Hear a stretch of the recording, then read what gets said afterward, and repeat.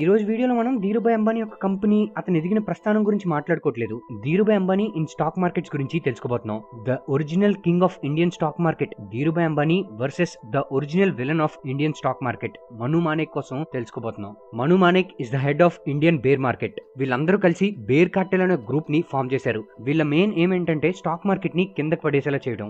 ఇప్పటి కాలంలో పెద్ద ఇన్వెస్టర్స్ గా పరిగణించబడుతున్న రాకేష్ జుంజున్వాలా, డీమార్ట్ ఫౌండర్ రాధాకృష్ణ దమానీ వీళ్ళందరూ కూడా బేర్ కార్టెల్ లో మెంబర్సే.